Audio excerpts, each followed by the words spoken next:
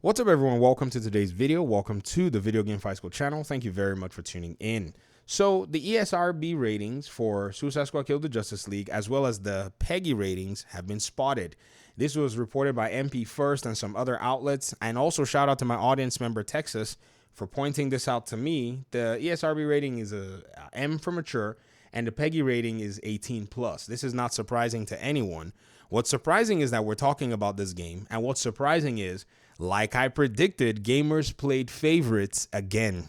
Gamers like to play favorites. They never always want to admit that a standard that they will hold one game to is more than likely a standard that they're going to pretty much put aside for another game that they like. And they'll say some really interesting things like, well, it's a studio we trust, so, we're going to give them the benefit of the doubt.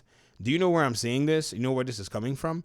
This is coming from the way gamers right now are treating the news that Naughty Dog is working on a multiplayer factions game, but now has been somewhat advised by Bungie about the elements within it that are possibly not going to retain players. So guess what? Not only is Rocksteady being dragged into this live service thing, Sony is dragging Naughty Dog in there, and I won't be surprised if more of their big name studios also gets dragged in there. Who's going to make those 12 or 11 live service games that they promised their shareholders? This is about to get really interesting. So Naughty Dog posted this and they said, "We know many of you have been looking forward to hearing more about our Last of Us multiplayer game. We're incredibly proud of the job our studio has done thus far. But as development has continued, we realize what is best for the game is to give it more time.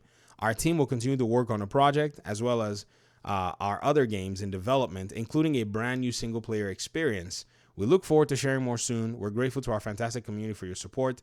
Thank you for your passion for our games. It continues to drive us."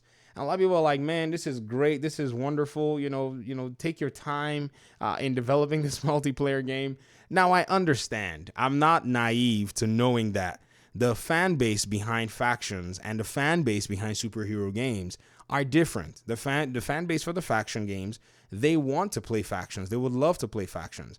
The fan base that are with the superhero games will love a single player superhero game. And I understand that. In fact, one of the reasons that Naughty Dog is getting some of the benefit of the doubt is because they padded their statement and worded it very carefully. Did you see what they did there?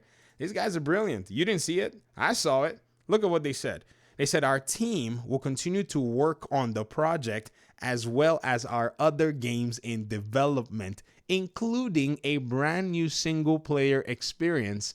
Bam, the sandwich. They put that single player right in the middle of that live service bread, and people were just like, "Oh, okay, they're making our single player games," and they calmed down. In the case of Suicide Squad Kill the Justice League, they just dropped it on you guys and went like, "Yo, man, you're going to be shooting a bunch of, brainiac, brainless, monsters. And, you're going to love it. And you're going to have guns for all this." And people could just not deal with that. And everybody was like, where's our, is there a single player game? And, there's nothing. If they were advertising this game or talking about this game in light of, say, releasing their Wonder Woman game that Monolith is working on, that would have been able to pad it, but they never mentioned it. They're not talking about it. In fact, when they went back into development with the game, nobody said anything. It was just an informal delay, and then now the game is going to surface February the 2nd. I don't know who is directing the marketing for the Warner Brothers games. I don't want to, throw anybody under the bus or say anything ill about somebody who's trying their best, but you really got to know how to talk around gamers. You see, Sony is very good at talking. Everyone in the Sony pipeline is trained in PR. They didn't hire a bunch of noobs to get the job done. They know how to actually, in a sense, craft their messaging. In fact, in their latest showcase, Jim Ryan came out and said something that many people probably just, they didn't catch it. He said something along the lines of that, we haven't even fully explored, the potential of the PlayStation experience. It was a vague statement along the lines of that. But many of you don't know that crafting is something gamers have associated with the power of the PlayStation 5 console, where gamers go around saying, "Oh, these developers haven't even tapped into the power of the PS5. When in reality, it's a 6700 non-XT GPU with an 8-core CPU in it. That's basically a mid to low range CPU in this build in this generation of computing. And so people associate something that he mentioned with something else that they believe. And that's because PlayStation and Sony, they have very, very crafty messaging. But it appears that here in the Warner Brothers side of things, they're not necessarily that dialed in. I would expect and I would hope that they're able to kind of get things back in place, talk to their fans like normal people or their potential customers, and eventually start to get that benefit of the doubt. Because I can tell you, people are really, excited for whatever Naughty Dog is doing. They have provided and, dropped some good games. That's no doubt about that for sure. It's Naughty Dog we're talking about here. But this is also Rocksteady we're talking about here too. This is not like, oh, one studio is better than the other studio. No doubt about that. Both of them, they're basically juggernauts in what it is that they're doing. And some people are saying, see, look at that. This person says, new single player experience, you say. Go on, we're listening. He didn't bother about whatever the faction game is. Well, as long as you didn't promote the feature during its release and people paying full price for the game without the expectations, let them cook. Last of Us perspective from different countries would be nice. New single player experience, please tell us more. It's exactly how gamers think. They understand and they know this very well, and they're playing on it. So it's all the same thing overall, but it's just how it's presented.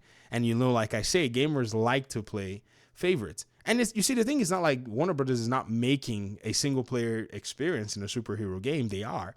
They're making the Wonder Woman game. It's just that they're not really messaging, nor are they leading with it. So Monolith is basically, in seclusion, just in a little corner, not even talking about the game, not even addressing much in regard to fans or whatever it is. I can tell you, if we look at the interaction of Monolith's, Twitter account, you're probably not going to see much, even though they've put some stuff there, like some developer showcases and so on and so forth. But it just appears that there's just not that support to promote these games. And so gamers are usually in the dark. So many gamers are probably going to see this Wonder Woman game and be like, oh, this game was in development. I forgot about it. And it's kind of how video games work, because these things are being promoted on social media. A lot of these, marketing teams seem to be neglecting it. It's this same neglect that I think Gotham Knights suffered from in its own marketing. How, you may ask. Somebody today told me in one of my videos in the comment section and said, I wish Gotham Knights had done something different where it wasn't a game that required an online connection to play it. Ladies and gentlemen, everybody knows, you would assume that everybody knows that Gotham Knights does not require an internet connection to play it. It requires an internet connection to download it, like almost every other game. But once you download the game, you can disconnect your internet cable and give it to your dog and play the game. It's not like Suicide Squad, but because the marketing of the game was not strong, they didn't necessarily emphasize, hey guys, this is a single player game with online elements that we've put so that you can have fun. They said it, don't get me wrong, they mentioned it in their marketing, but they didn't lead heavily with it to be able to remove themselves from a lot of the preconceived notions that had already been set up around a lot of these live service games and even a lot of these multiplayer aspects in superhero games. Naughty Dog, on the other hand, they've been studying the spaces. They've been studying the conversation. So they're messaging right now with a lot of tact. They get it. So until Warner Brothers can actually put play its cards right, I don't think they're going to really get a lot of the effect that they're looking for. And they might go release this game in obscurity called Suicide Squad Kill the Justice League.